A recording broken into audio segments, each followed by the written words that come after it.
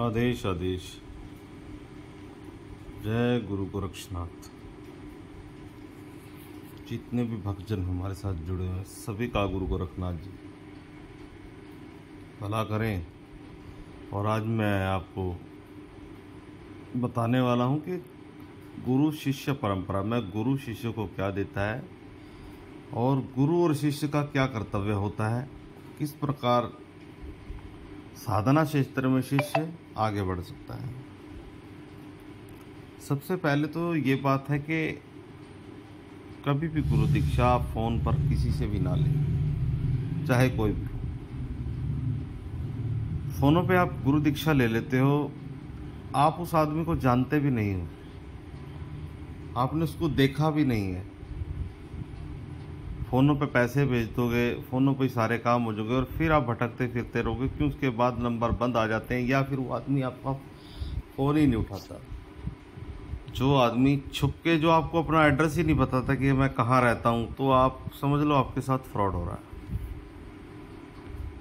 जिससे आपने गुरु दीक्षा लेनी या सीखना है या इलाज कराना है, उससे सबसे पहले तो आप उसके पास जाइए। आप देखिए वो आदमी है कौन, उसका घर पता, जहाँ उसका दरबार है आप उसके वहाँ जाएं। आप उसे परखें कि उसके पास कुछ है भी या नहीं है, तभी गुरु बनाएं। ये नहीं कि आपने फ़ोन पे ही गुरु दीक्षा ले ली, आदमी का पता नहीं वो कौन है कौन नहीं है। गुरु आपको परखेगा, आप गुरु को परखो, फिर ही गुरु दीक्षा लो।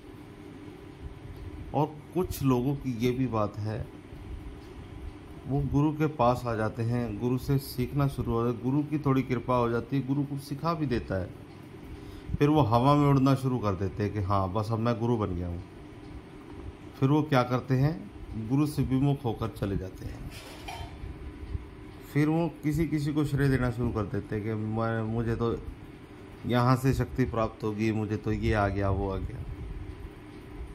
वो लोग नमक हरामी करते हैं, जहाँ गुरु के पास रहकर सीख कर भी और गुरु की खिलाफत करते हैं, वो नमक हराम लोग कहलाते हैं। उन लोगों का भला कभी भी भगवान नहीं करता, वो भटकते ही रहेंगे संसार में।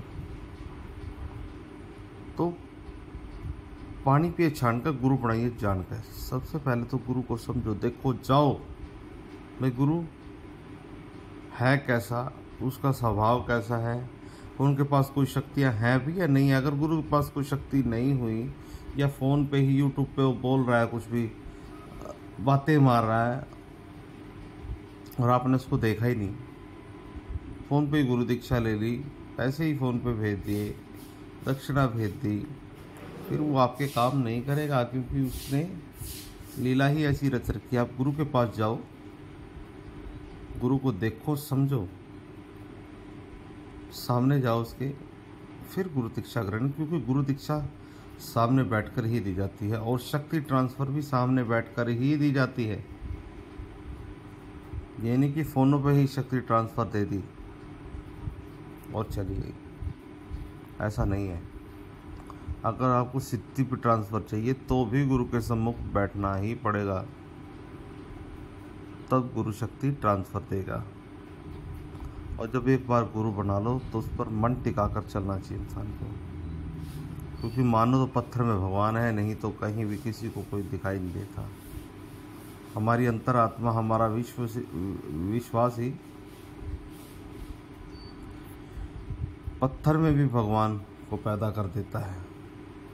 हमारी अंतरात्मा ही तो कहती है कि पत्थर में भगवान है। मूर्तियाँ जो बन रही है पत्थर की तो है, लेकिन हम अंतरात्मा से उन्हें भगवान मानते हैं, तो उन्हीं के अंदर शक्ति पैदा हो जाती है, उन्हीं में ही भगवान का वास हो जाता है, क्योंकि कण कण में भगवान बसे हैं।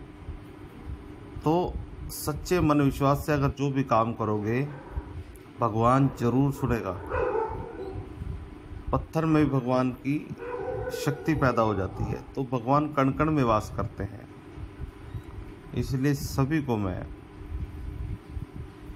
यही बात समझा रहा हूँ कि गुरु के सम्मुख बैठकर, गुरु को जानकर ही गुरु दीक्षा प्राप्त करें। और अब मैं आगे वीडियो डालता रहूँ, क्योंकि दरबार शुरू हो गया है, सभी लोग आ सकते हैं। सो आदेश आदेश। जय गुरु गोरखनाथ।